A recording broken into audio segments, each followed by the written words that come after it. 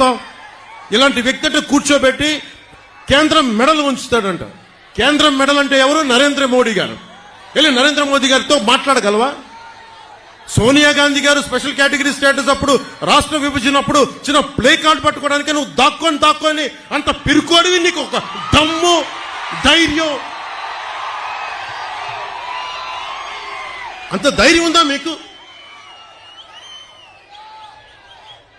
నేను మీకు ఒకటే చెప్తాను, మీరు ఆలోచించాలి మీ భవిష్యత్తుకి. దశాబ్దం నుంచి రోడ్ల మీద తిరుగుతూ ఉన్నా. ఇంతమంది చిత్రకథా నాయకులు ఉన్నారు. మెగాస్టార్ చిరంజీవి గారు ఉన్నారు,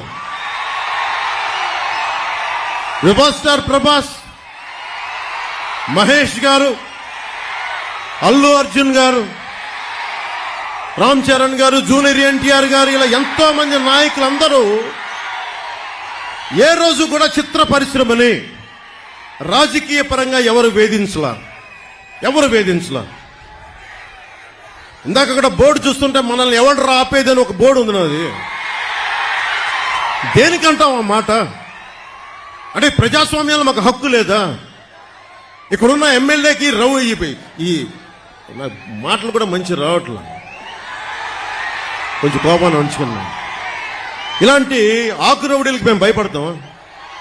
వారాహి ఎలా వస్తాం ఆంధ్ర రోడ్ల మీద మీరు తిరుగుతాం, మేము చూస్తామా? బెదిరిస్తారా మమ్మల్ని? మేము సుభాష్ చంద్రబోస్ స్ఫూర్తిని నింపుకున్న వాళ్ళం గుండెల్లో. ఇలాంటి ఆకు రౌడీల్ని చిటికినేలతో పక్కన పెడతాం, గుర్తుపెట్టుకోండి. నా సైన్యంతో మేము రోడ్ల మీదకి వస్తే మమ్మల్ని ఎదుర్కొని మీరు భరించగలరా? మీరు తట్టుకోగలవా? మా శక్తిని, యువత శక్తిని తట్టుకోగలవా నువ్వు?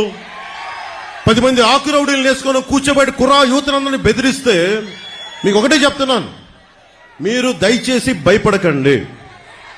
మీరు ధైర్యంగా లేకపోతే అక్కడ కూర్చోబెట్టిందాక జై భీమ్ అని మీరు అంబేద్కర్ గారి గురించి చెప్తా ఉన్నారు.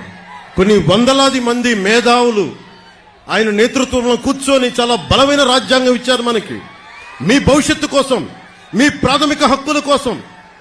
అలాంటి మీరు భయపడతా ఉంటే అది ప్రాబ్లం జగన్ గొప్పతనం కాదు, ఇక్కడున్న స్థానిక ఈ ఆకురౌడి ఎమ్మెల్యే కాదు. మనం పిరికితనం మనల్ని చంపేస్తుంది, మన చేతగానితనం, మనకి ధైర్యం లేక. అరే నాలాంటి వాడు ఒకడు, నేను గొప్ప కుటుంబాల నుంచి రాలా, మా నాన్న ముఖ్యమంత్రి కాదు, నాకేం పెద్ద గొప్ప కుటుంబాల నుంచి వచ్చిన వాళ్ళం కాదు.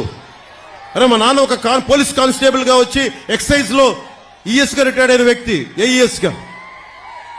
అలాంటి వ్యక్తి కుటుంబాల నుంచి వచ్చాం మేము ధైర్యంగా ఉన్నామంటే మీరెందుకు ధైర్యంగా ఉండలేరు? నా రక్తం వేరు, మీ రక్తం వేరా? నా గుండె వేరు, మీ గుండె వేరా?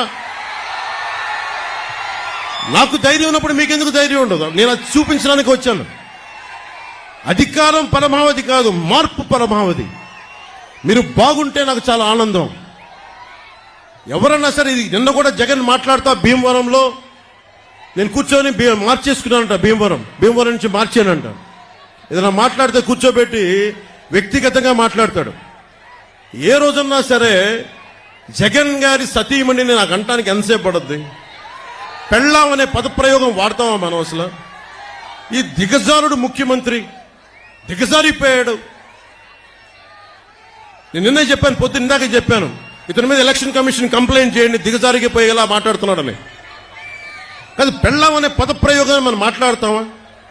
అసలు ఆ స్థాయికి పబ్లిక్ డిబేట్ ముఖ్యమంత్రి అతను ఏంటో నాకు అర్థం కాదు. మీరు ఆలోచించండి ఒకసారి. అరే సొంత చెల్లికే గౌరవం ఇవ్వనివాడు, సొంత చెల్లి వ్యక్తిగత జీవితాన్ని రోడ్ల మీద పెట్టేవాడు. దీన్ని మీరు ఆలోచించండి ఒకసారి. సొంత చెల్లిని కూడా దారుణంగా నిందించేవాడు, గోడకేసి కొట్టేవాడు. సునీత గారు వైరాలజిస్ట్, ఆవిడని కూడా ఇబ్బంది పెట్టేసేవాడు. చంద్రబాబు గారు ముఖ్యమంత్రిగా ఉన్నప్పుడు ఏ రోజున్నా సరే ఆయన నిజంగా జగన్ లాగా ఉంటే అసలు జగన్ తిరగలిగేవాడా? రోడ్ల మీద తిరగలిగేవాడా? ఆయన నిజంగా ఎంతో చాలా వరకు ప్రజాస్వామ్యాన్ని పరిరక్షించే వ్యక్తి. నేను కూడా ఆయనతో విభేదించాను, నన్నేం ఆపలేదు ఎక్కడ, నాకేం పోలీస్ ప్రొటెక్షన్ తగ్గించలేదే, నాకెక్కడ పర్మిషన్ డినై చేయలేదే. అందుకే నాకు ఆయన